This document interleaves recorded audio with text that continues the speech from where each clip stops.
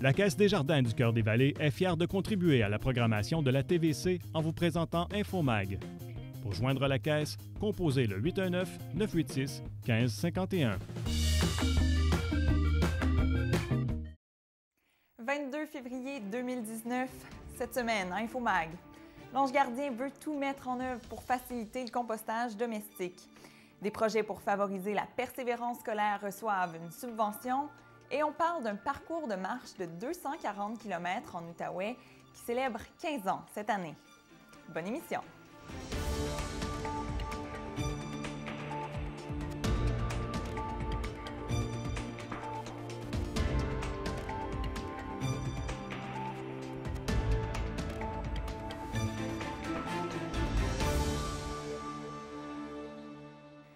L'année 2019, c'est la dernière année pour que les municipalités du Québec mettent en place un programme de gestion des matières compostables.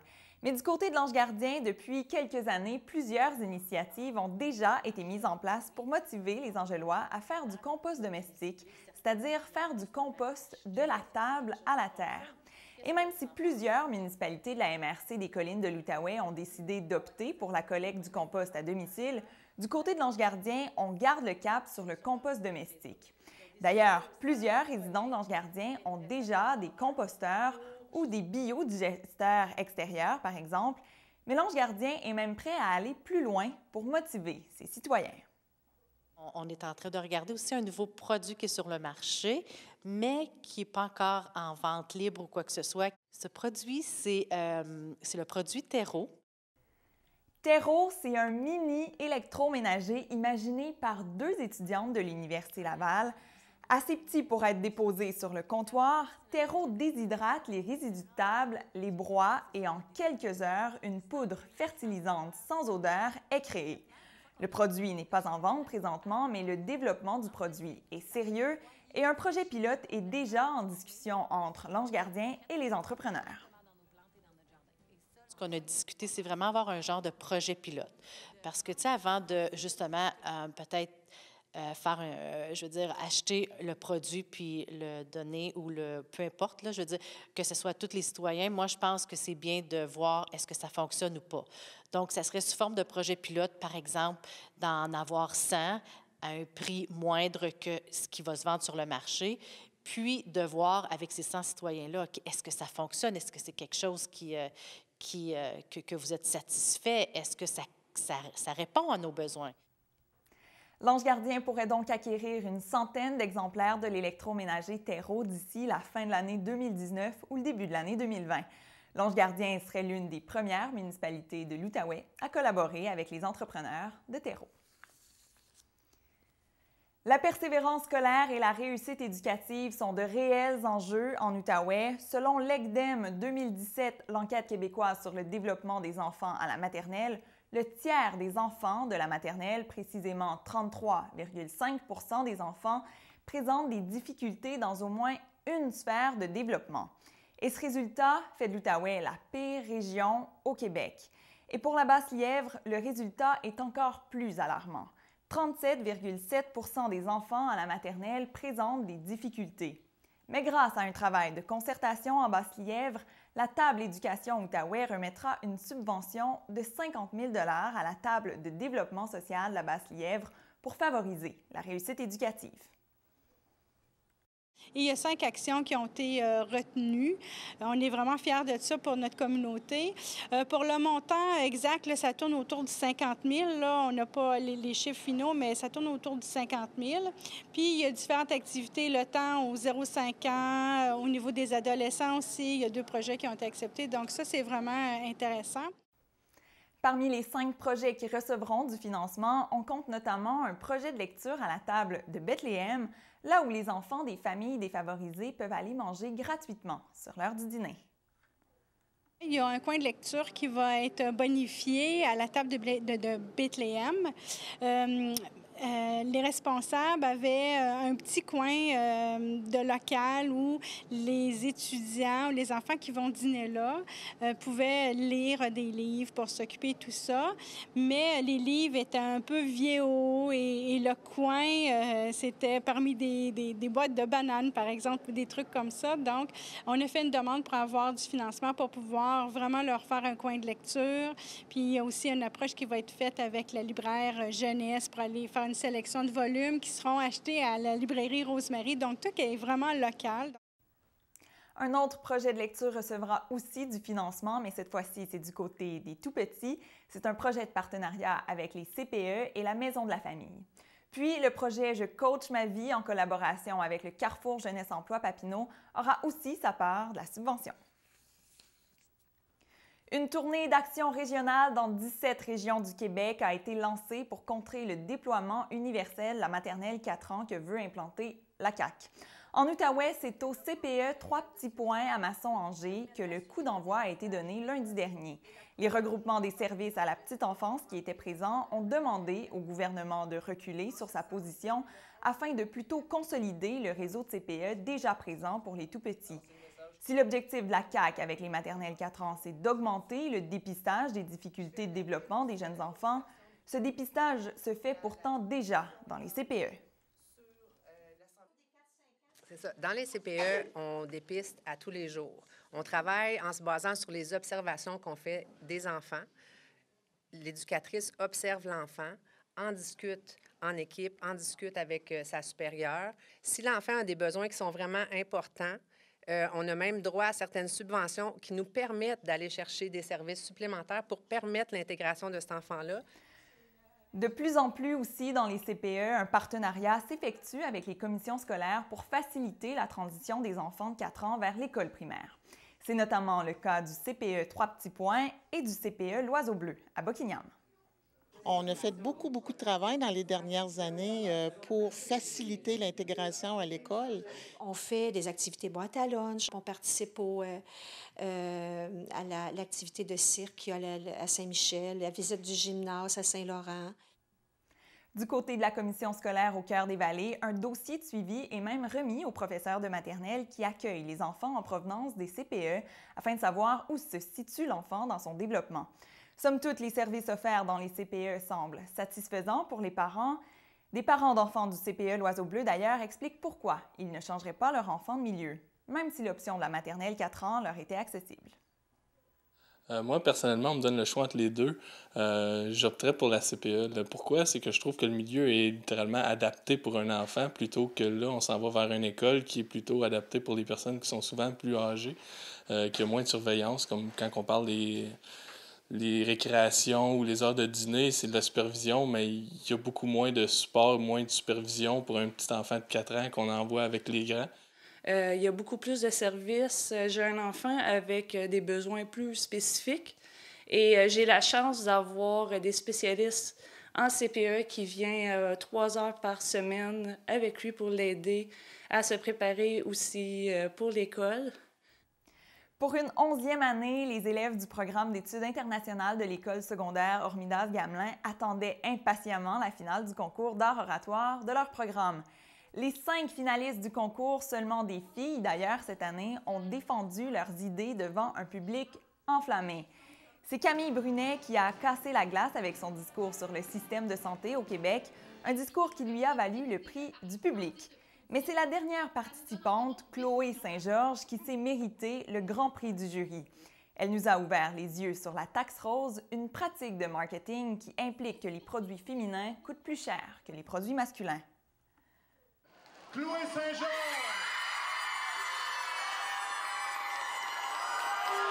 Comment tu te sens d'avoir gagné la première place parmi 5 finalistes? C'était serré quand même. Je suis très heureuse, justement, comme tu as dit. C'était des finalistes qui étaient très fortes. On avait du bon contenu. Puis la première place, je trouvais que tout le monde la méritait. Puis mais je suis très heureuse de l'avoir gagnée. Tu nous as parlé de la taxe rose. Pourquoi tu as choisi le sujet? J'ai décidé de parler de la taxe rose parce que je trouve que c'est un sujet qui n'est pas souvent abordé. Mais pourtant, le monde a l'air super intéressé d'en savoir plus. Puis je trouve que ça fait partie des grandes inégalités économiques que les femmes doivent subir à tous les jours. Ce qui m'a plus surpris quand j'ai commencé ma recherche, c'est que j'ai vu que les femmes payaient 90 000 $ de plus que les hommes au cours de leur vie, ce qui est beaucoup, beaucoup, beaucoup d'argent. Les 3 autres participants de la finale ont abordé des sujets tout aussi préoccupants pour notre société. Elles ont abordé le conflit syrien, l'hypersexualisation de la femme et l'anxiété à l'adolescence. L'ensemble des performances a même su impressionner certains spectateurs.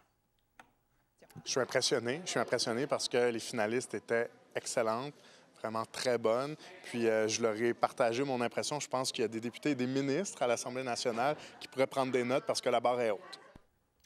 Un parcours de marche de 240 km entre Ottawa et Montréal qu'on nomme le chemin des Outaouais a 15 ans cette année. On en discute avec Luc Delorme, le président de l'association.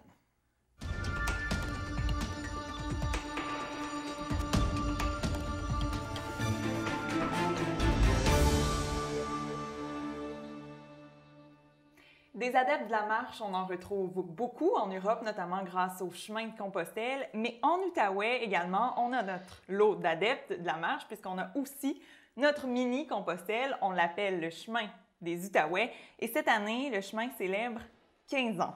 Bonjour, M. Luc Delorme. Bonjour. Bonjour. Vous êtes président du chemin des Outaouais, et vous-même, vous avez fait le chemin plusieurs fois. À plusieurs reprises, oui. Quand même. Qu'est-ce que c'est, ce chemin des Outaouais? En fin de compte, je suis président, ça fait quelques années. Ça fait 4 ans que je suis impliqué dans le chemin des Outaouais.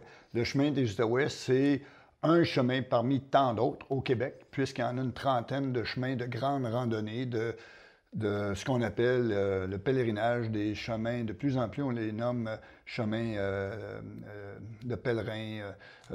C'est ça. Donc, c'est un chemin, le chemin des Outaouais, c'est un 240 km.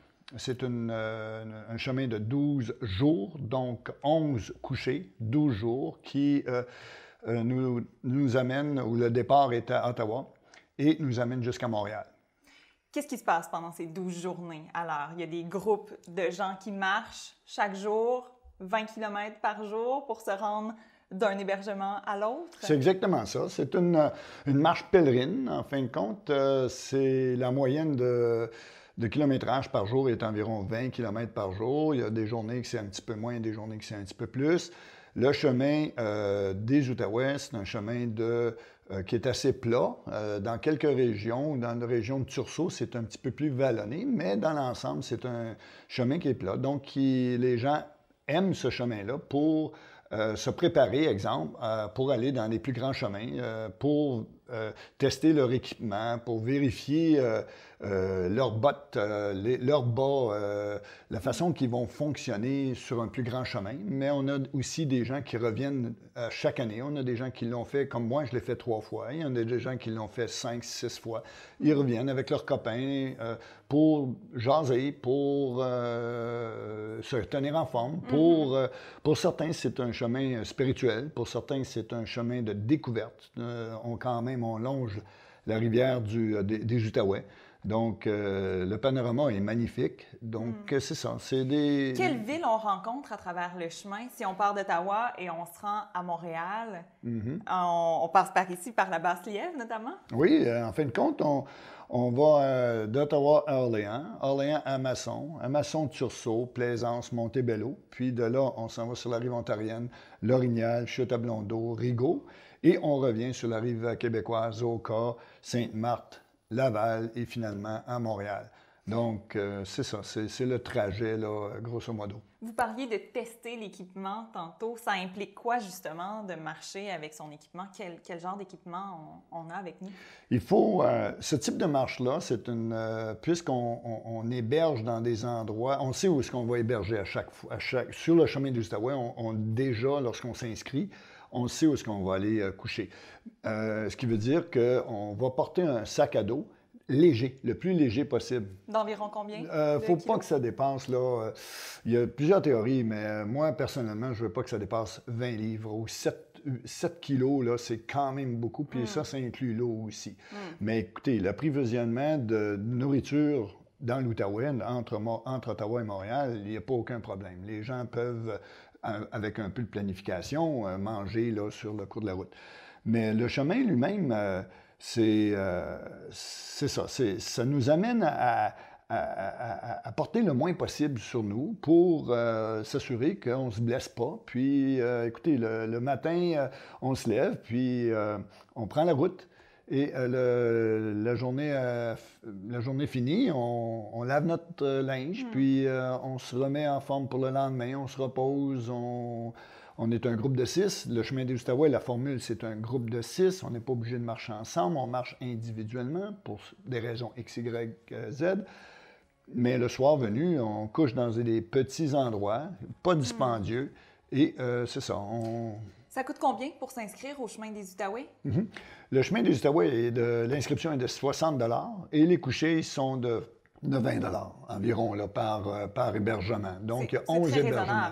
C'est un des moins chers et probablement le moins cher au Québec pour des chemins. Dites-moi, quand on arrive à nos hébergements, comment ça fonctionne pour la nourriture? C'est déjà prévu?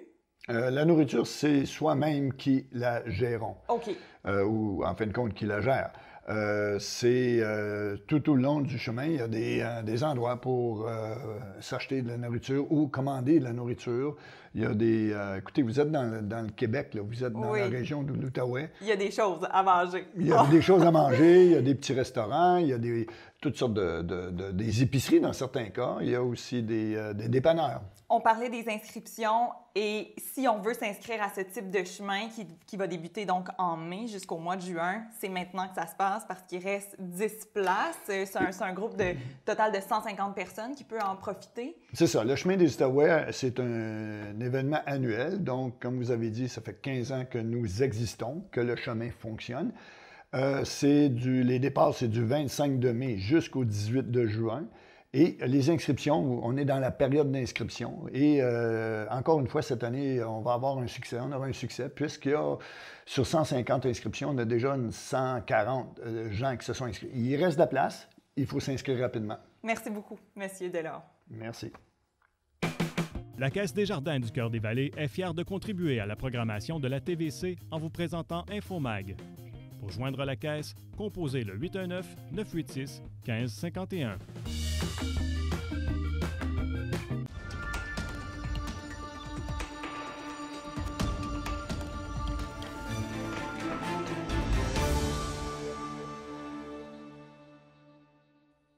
Ce soir, le 22 février 2019, c'est la soirée des Césars à Paris. Et parmi les films en nomination, il y en a un, c'est Pupille, qui a 7 nominations, dont le César du meilleur film. Et il vient de sortir au Québec, ce film-là. Daniel Lafortune, t'es allé voir le film. Absolument. Comment tu l'as trouvé? Ben avant, je vais t'expliquer un peu. Pupille, ça fait référence à petit enfant. Donc, c'est un petit Théo qui naît d'une mère célibataire, 21 ans, qui refuse l'enfant. Et en France, on doit laisser passer 2 mois et demi avec les travailleurs sociaux pour décider si la mère va le garder ou si elle va le donner en adoption. Donc, il est pris en charge par un assistant social qui est interprété par nul autre que Gilles Lelouch. C'est un acteur qu'on ne voit absolument pas dans ce créneau de jeu. Et tout gravite autour du bébé qui va être donné en adoption à l'âge d'à peu près 3 mois. Donc, tous les services sociaux français gravitent autour de Théo. Et c'est plaisant de voir que toute cette structure humaine va amener cet enfant-là dans la douceur, dans des échanges entre gens des services sociaux qui ont des prises de position différentes l'une et l'autre. Mais c'est fait avec beaucoup de délicatesse, et beaucoup d'humour et beaucoup de tendresse. Donc, entre autres, des travailleurs sociaux, c'est Karine, le personnage joué par Sandrine Kiberlin, qu'on voit partout. Mais une autre fois, c'est une autre référence à une actrice qui joue jamais dans des styles de personnages comme celui-ci. Et elle a une vie seule. Elle n'est pas en couple, contrairement au personnage de Gilles Lelouch. Donc, il y a des tendances pour que son personnage aille vers celui de Gilles Lelouch. Ah, alors il y a peut-être une relation amoureuse? Oui, mais c'est rare en France, dans les cinémas, qu'il n'y en a pas qui vont s'établir. Il va rester sur son appétit, il va rester avec sa femme et il va s'occuper avec beaucoup de tendresse de ce bébé-là parce qu'il en a marre de travailler avec des ados. Mais alors, un homme qui s'occupe d'un enfant, c'est séduisant pour les femmes d'ailleurs. Donc, Alors, ça met en vedette aussi Élodie Boucher, qui joue le personnage de Alice, qui, elle, à la fin du film, va, entre guillemets, hériter du bébé. Donc, c'est un beau film, plein de tendresse, plein de douceur. Je pense qu'il va se mériter plusieurs Césars ce soir. Moi, j'ai accordé la note de 8 sur 10. 8 sur 10. Il faut aller voir ce film-là. On va y aller. Autre suggestion pour ce soir et demain soir, la oui, pièce de théâtre « Enfants insignifiants ». Oui, dans la catégorie, je dirais, il y a toujours une série théâtre à la Maison de la Culture. Et moi, je suis un grand fervent de Michel Tremblay. J'ai monté plus jeune 2 de ses pièces. Mais celle-ci, c'est Enfants insignifiants, c'est sa dernière, à partir de conversations avec un enfant curieux. Hein? On gravite dans l'enfance et dans la prime enfance ce soir. Ça met en vedette, évidemment, la grande actrice Guylaine Tremblay et quelqu'un qui vient de la région de l'Outaouais, qui va jouer le personnage, parce que c'est toujours Michel Tremblay, qui va jouer le rôle de Michel Tremblay, c'est Henri Chassé, qui est originaire de Hull. Et Henri Chassé va revivre avec ces échanges-là plusieurs des moments de sa vie. Ça se passe évidemment sur le plateau Mont-Royal durant les années 50. Et on revisite ses souvenirs à travers les écrits de Michel Tremblay. Et les questions que se pose cet enfant-là. Évidemment, si c'est un personnage adulte, mais on fait beaucoup entre guillemets, des flashbacks dans la vie du personnage qui est interprété par Henri Chassé. Il y a aussi Daniel Proulx qui joue la grand-mère, et j'ai parlé de Guylaine Tremblay qui fait Nana, et Nana, c'est la mère. Donc, avoir beaucoup de présence dans la pièce parce que Michel Tremblay avait une prédilection pour sa relation avec les femmes, entre autres avec sa mère Nana, et aussi avec beaucoup de ses tantes. Il est élevé par une famille élargie, dont sa mère et dont toutes ses tantes. L'homme était très peu présent. Donc, c'est à l'affiche ce soir et demain soir, il faut aller voir cette pièce-là. Merci beaucoup, Daniel Lafortune. À bientôt.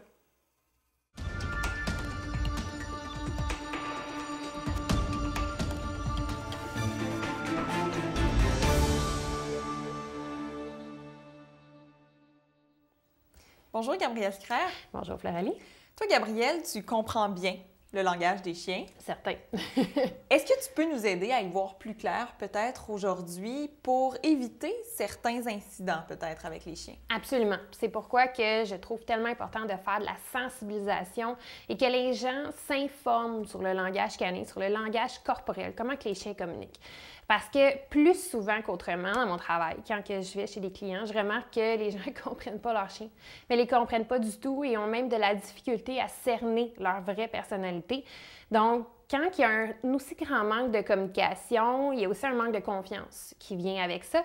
Parce que tu ne peux pas faire confiance à un animal ou à quelqu'un que tu ne comprends pas à 100%. Donc, c'est des deux côtés. Donc, si on y va avec la base, qu'est-ce qu'on devrait comprendre du chien? Par exemple, quand la queue bouge, moi, j'ai l'impression que, bon, c'est parce que le chien est heureux, mais est-ce que c'est vraiment ça? Pas toujours, pas toujours. Oui, il faut savoir la base. Quelle partie du corps du chien veut dire quoi? Le chien va servir de son corps en entier pour nous communiquer comment il se sent. Donc, que ce soit par les oreilles, que ce soit par sa tête, par la position de son corps, par la position même de ses pattes, et oui, aussi de la queue. Mais la queue qui se fait aller, ça ne veut pas dire qu'il est toujours content. Un chien peut se faire aller la queue avant d'attaquer un autre chien. C'est aussi simple que ça. Il y a eu une excitation avant d'attaquer l'autre chien, avant de partir. Puis là, on peut tomber dans tout ce qui est stress de l'animal. Donc, peut-être que le chien nous fait voir qu'il veut qu'on arrête, disons qu'on le flatte, par exemple. Il y a des signaux qui nous lancent pour nous dire qu'on devrait peut-être arrêter avant d'en arriver à la morsure. Il faudrait l'écouter. Exactement. Les chiens, ils savent très bien communiquer. même mieux que nous, à mon avis, avec le langage corporel. Et ils vont faire des signaux d'apaisement qu'on appelle. Ce sont des avertissements en réalité. C'est des signaux de stress que le chien va soit faire pour s'apaiser lui-même dans un contexte stressant, que ce soit dans une foule avec des enfants, ou des signaux qu'il va envoyer à un autre chien, à une autre personne, à un autre individu pour que la personne arrête son action, la diminue ou s'adapte à son comportement à lui. Si on ne l'écoute pas, ça arrive souvent, parce qu'on ne le voit pas, parce qu'on ne le comprend pas, puis je peux comprendre ce point-là. Mais si on ne l'écoute pas, le chien va finir par en venir à un grognement, à une morsure, à une attaque. Et ça, c'est aussi simple parce qu'il a averti, ça n'a pas fonctionné. Le chien va répéter un comportement qui a été renforcé, qui a été récompensé, qui lui a servi à quelque chose. Donc, si ça, pour lui, c'était les gens m'ont resté tranquille, l'enfant est parti. Oh mon Dieu, tout le monde a réagi. Parce que j'ai grogné, parce que j'ai attaqué un peu, il va enregistrer ça puis il va le répéter. Donc, quels seraient les signaux auxquels on doit être attentif avant que ça arrive? Oh mon Dieu, il y en a tellement. C'est pour ça qu'il n'y a pas d'excuses. Le chien peut en envoyer tellement, que ce soit de se lécher le nez, se secouer après une intervention stressante, détourner le regard, voir le blanc de ses yeux, lécher quelqu'un intensivement. Bien, ça ne veut pas dire qu'il veut vous donner des becs. Des fois, c'est pour apaiser, montrer comment je suis faim, fais-moi rien. Souvent, ça peut être ça aussi. S'abaisser quand on s'approche. Souvent, les gens ont de la misère à approcher un chien correctement. Donc, le chien va faire des signaux d'apaisement pour que la personne arrête, mais on pense que il veut se faire flatter. Non. Fait que souvent, il y a tellement un gros manque de communication, un gros manque de connaissances aussi, je pense, avec les chiens. Et c'est ça qui arrive, que les enfants, eux aussi, vu qu'on ne leur apprend pas nécessairement comment bien se comporter alentour d'un chien ou de plusieurs chiens, parce qu'il faut éduquer les deux côtés, les deux parties, si on ne veut pas qu'il arrive d'accidents malheureux. Comment on devrait éduquer nos enfants? Il y a des règles tellement importantes à savoir, que ce soit quand le chien mange, quand le chien boit, quand le chien joue, quand le chien est dans sa cage, quand le chien est sur son coussin en train de dormir, on le laisse tranquille.